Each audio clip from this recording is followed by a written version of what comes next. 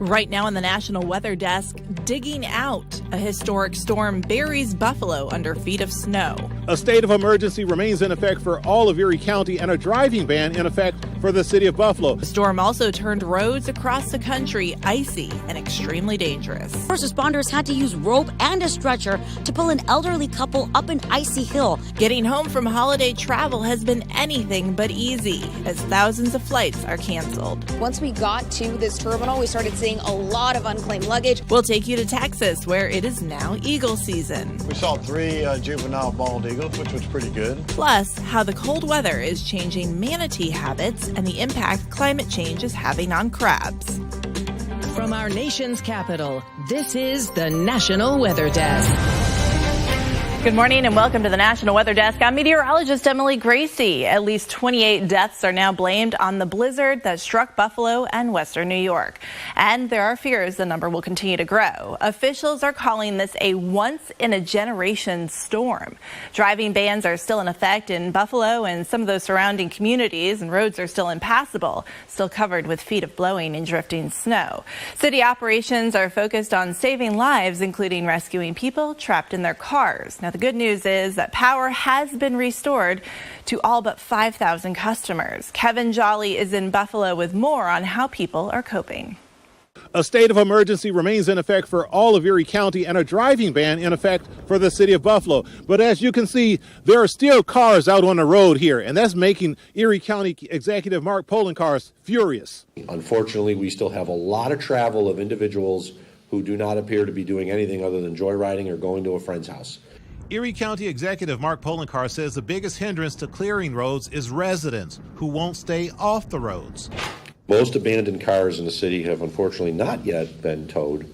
There's cars everywhere, pointing the wrong direction on roads. They've basically been plowed in. They need to be dug out and towed, and it's going to take time to clear those. And it's not just behind the wheel. Many residents are braving the cold and hitting the road on foot.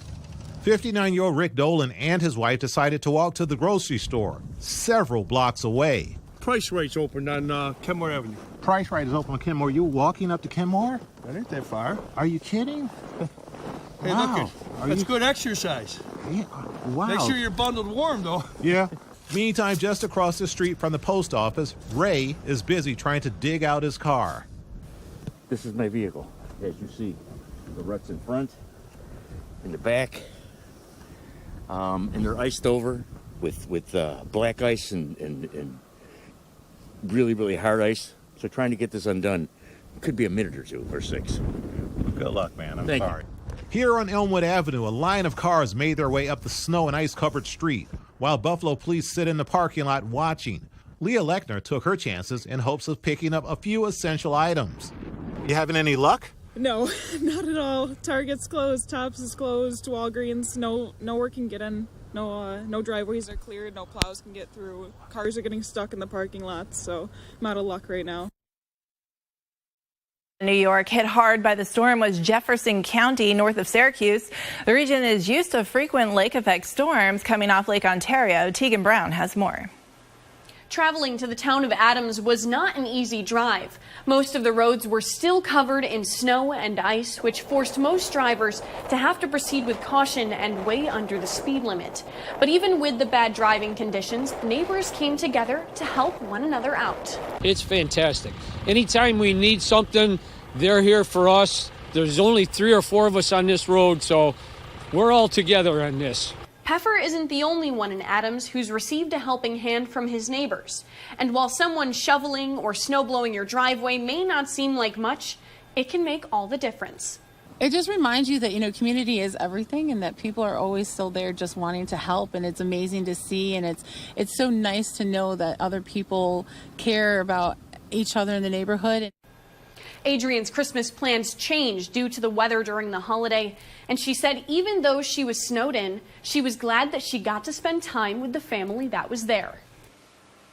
In the Pacific Northwest, the winter weather turned roads into sheets of ice, and unfortunately, rain is in the forecast again today. That's not good for a region where just getting around over the weekend was a struggle. Tammy Mutasa has more from Seattle. Check out this dramatic and harrowing rescue in Belltown. First responders had to use rope and a stretcher to pull an elderly couple up an icy hill after their car slid down the street, hit two people, and the car barely stopped before crashing into another spun-out car. Even the firefighters had to be careful not to slip and fall themselves. The freezing rain not only created dangerous driving conditions, but all over downtown Seattle, people were slipping and even falling on the ice-covered sidewalks. And get this, in North Seattle, a woman's parked car slid 100 feet by itself from her driveway down an icy hill. It rusted in the middle of a busy street. The family looked out the window only to find the car missing. Good Samaritans helped to get the car out of the busy street. Luckily, no one was inside. Very, very happy I wasn't in the car, and very happy that this didn't cause an accident of it sliding down the street. This is just bad. I don't know why people are out on the road. I'm in my car only to get it out of the road. It's beautiful coming out here to see the snow, the ice. It's a little dangerous, but nevertheless, we're still out enjoying the city.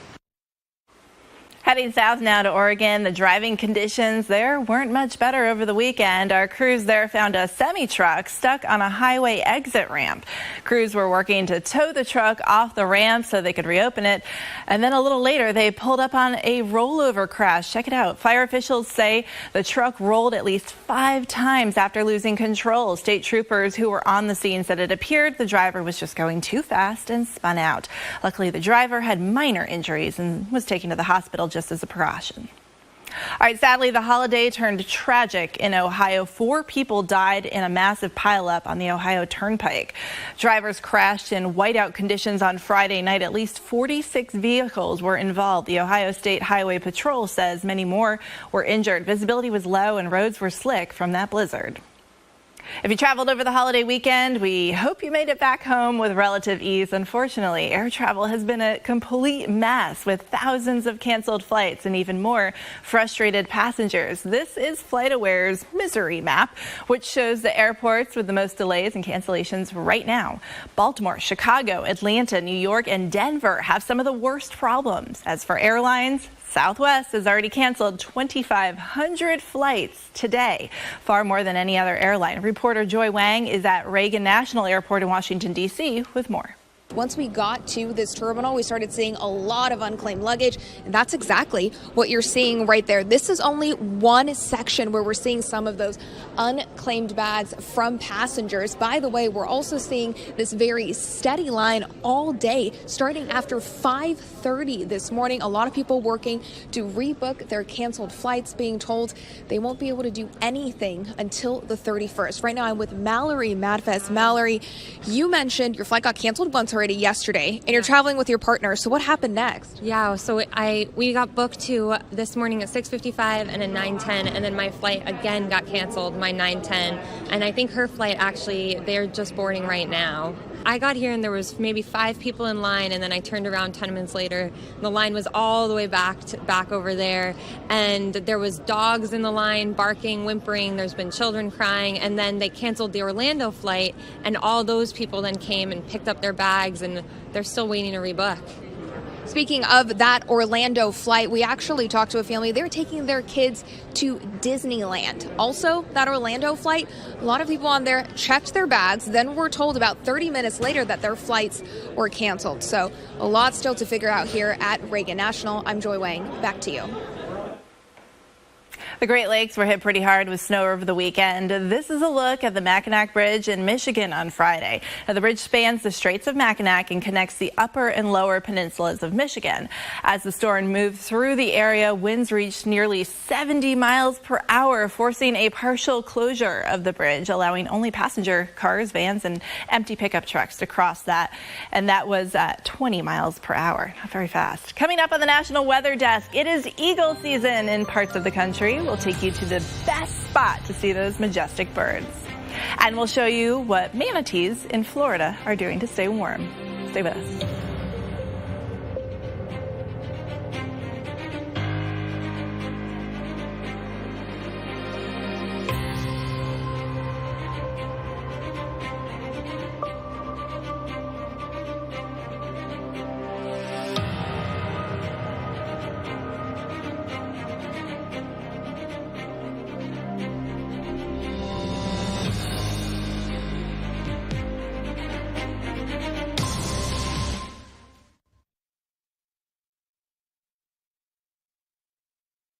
I'm meteorologist Christian Bridges. Here's a look at your forecast for the Northeast. Chilly weather continuing for our Tuesday, but overall going to be a quiet day. 35 for the high in Boston, 34 in Portland, Maine, 33 in Albany, 28 in Buffalo, New York. Finally getting to clear out from that major winter storm there. 30 degrees in Syracuse. We'll see some clouds across much of the region for the morning, clearing out by the afternoon. Heading into Wednesday, mountain areas in interior New England could see a little bit of snow. I'm meteorologist Jonathan Myers, and here's a look at the mid-Atlantic region. Up and down the 95 corridor, it starts cold in the morning, but as we head into the afternoon, any clouds feather out, and it looks like temperatures rise close to about 40 degrees, which is still a little below average for this time of year, but we're getting warmer. It's the beginning of a marked warming trend. Fair weather high pressure is our latest weather maker, and that's going to stay with us for much of the rest of the week. Nice day coming. That's the scene here. I'm meteorologist Vitas Reed. Here's a look at your southeast forecast highs. Raleigh, 46 degrees. Nashville, 44. 53 in Macon, looking at 57 in Jacksonville. 69 in West Palm. A little bit of shower activity that's been kind of sticking around the south tip of Florida. Looks like that will start to break up and clear out. High pressure taking control of the southeast. Looks like we'll see plainly dry conditions into Tuesday evening, Tuesday overnight, and then into Wednesday. Plenty of sunshine for Wednesday, Thursday with warming temperatures to wrap up the year.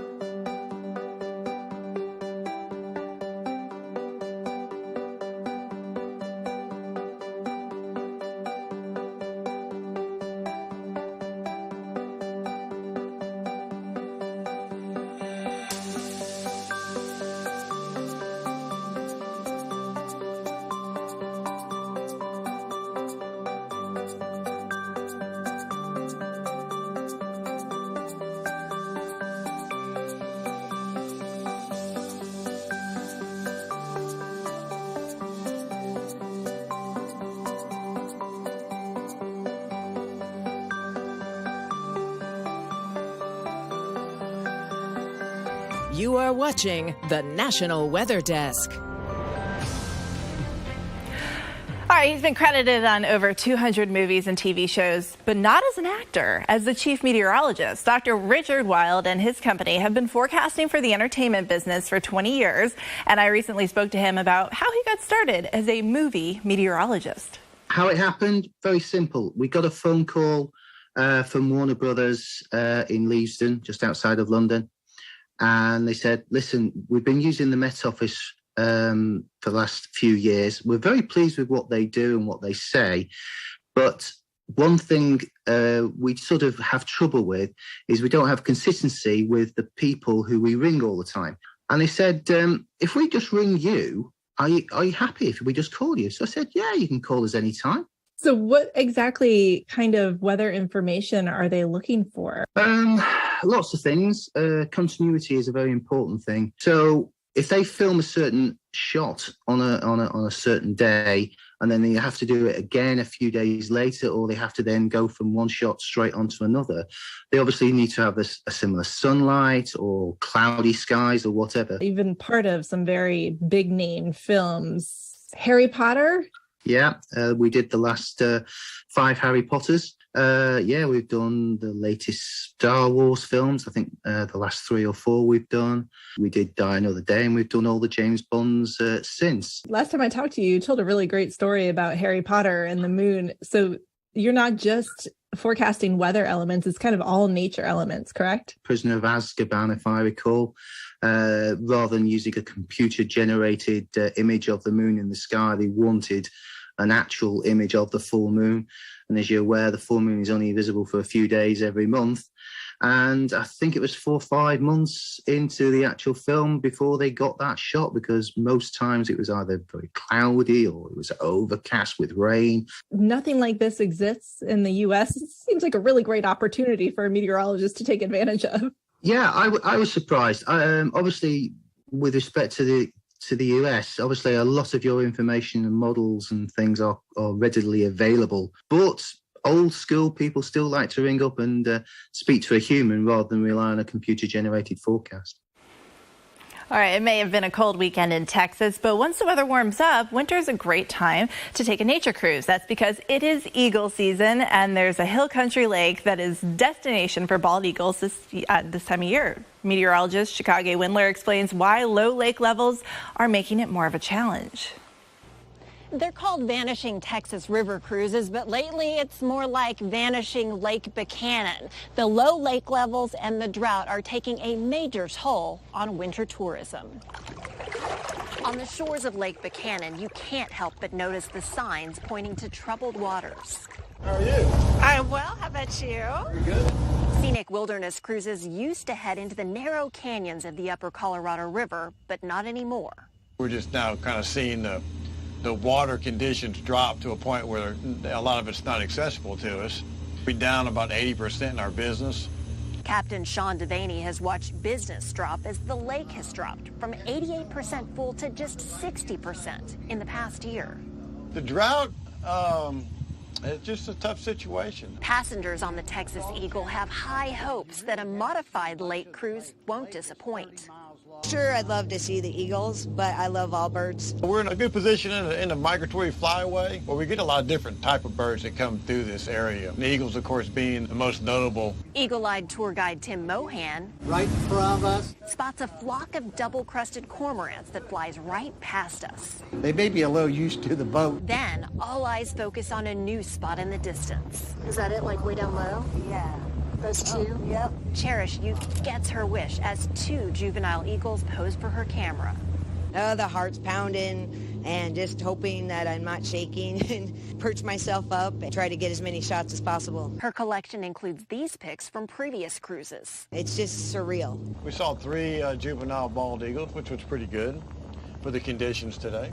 For Captain Sean, this isn't the first down year in 4 decades of sailing. I'm every day worried about the weather every day. And his Vanishing Texas cruises may shift gears, but through the highs and the lows, he hopes they won't disappear. Praying for rain. Hope we get some rain pretty soon. In the Texas Hill Country on Lake Buchanan, I'm Chicago Windler for the National Weather Desk. All right, researchers at Oregon State University are working to find out how climate change is affecting marine life along the Oregon coast, specifically Dungeness crab and krill. Nikki Torres tells us more about this multi-million-dollar study. The ocean's changing, and we want to make sure that we know what's coming ahead, and we want to know what are the levers that we might pull now or in the future to make sure that the fishery just stays really productive. Francis Chan is a marine ecologist. He's on a team of researchers with Oregon State University studying how climate change is affecting Dungeness crab and krill. Chan says both species are facing threats like ocean acidification, low oxygen conditions, marine heat waves, increasing ocean temperatures, and harmful algal blooms. There are times when a low oxygen zone forms and the crabs will actually suffocate. Sometimes they'll get into the pot, the low oxygen waters envelop a pot, and fishermen will pull up a pot where the crabs have died. Chan says situations like that one are rare. The National Oceanic and Atmospheric Administration is giving researchers at OSU $4.2 million to learn more. The goal for this 4-year study is to examine these stressors and find a way for fisheries to become more climate resilient. So we were to change where we harvest crab, or when we harvest crab, or what size restrictions we have. Can you pull those levers in a way that makes it even more resilient and more productive? Dungeness crab is considered the most valuable single-species fishery in Oregon. Finding those solutions to protect crab and krill will be the final step of the study. Reporting in Portland, I'm Nikki Torres.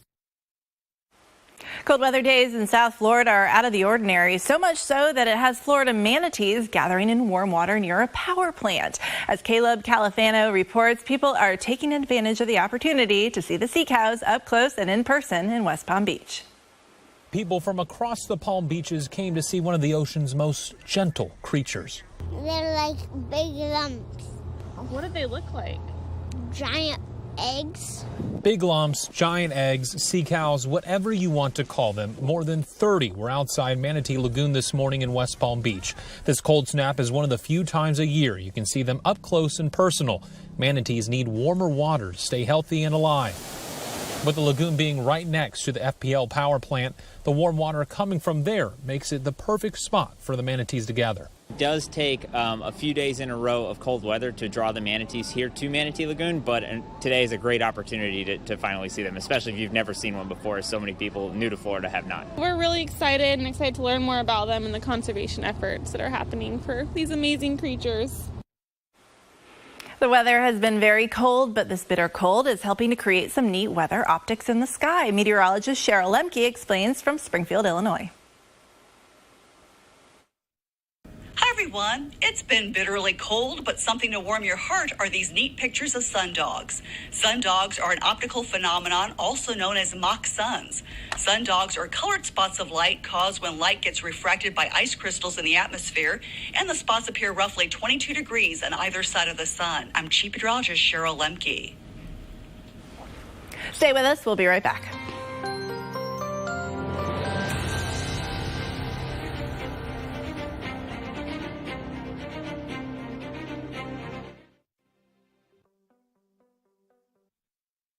Good Tuesday morning, everyone. I'm meteorologist Andrew Buck-Michael taking a look at your weather story across the Midwest for the day today. Pretty quiet for most of us. We do have some snow across the far north, but for the most part, pretty dry for most of the Midwest for the day today. Tomorrow, a lot of us starting to warm up a little bit. We're getting into the 50s in the southern part of the Midwest, and a little disturbance kicks in as we head into Thursday across the plains. But most of us dealing with temperatures back above normal with some melting for your Thursday and continuing to melt into the weekend.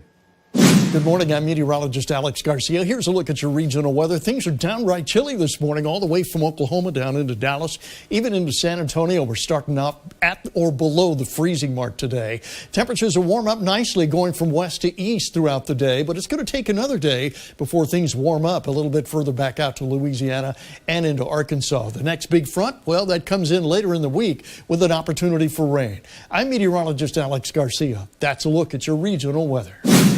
Well, hi there and a good Tuesday morning to everybody. I'm meteorologist Shannon O'Donnell. Finally thawing out west as we send all of the bitter cold out over the Great Lakes and beyond. Back into the 70s today in Phoenix. 60s not sounding so shabby in LA and San Diego, but it comes with a little bit of rain there in the Golden State. Finally thawing out to 43 in Missoula. Next big weather maker, though, working its way up the west coast. More damaging wind and heavy rain in Seattle and Portland. And that's the scene from here.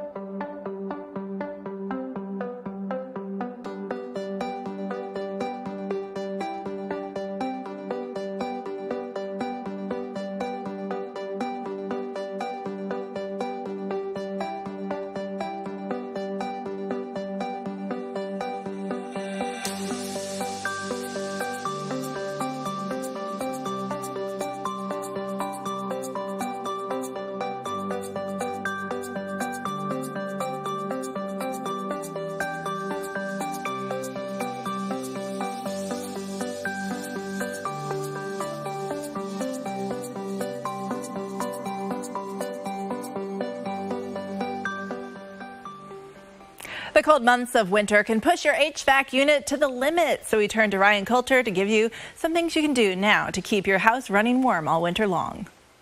As the temperatures drop outside, we head inside to stay warm, but that's not always the case. We get the no heats, the repairs. When the colder months arrive, the phones at Always Heating and Air light up from homeowners with problems related to their home heating systems. If they start seeing their auxiliary heat running a lot, or they see a high power bill, that's a telltale sign that they have a problem with their heat pump. Josh Clinton owns Always Heating and Air, and he says many of these home heating problems can be prevented with proper maintenance. And, you get dirty filters, dirty flame sensors, things like that we take care of during maintenance. He says professionals can come in and check your systems ahead of the winter season. And they do proper maintenance, check the electrical, check the burners, check the gas, check oil, check all the electrodes. For homeowners themselves, it is recommended to change out their air filters at least once every 3 months, a process that most homeowners can tackle on their own. Another simple tip, clean leaves and other debris away from those HVAC units.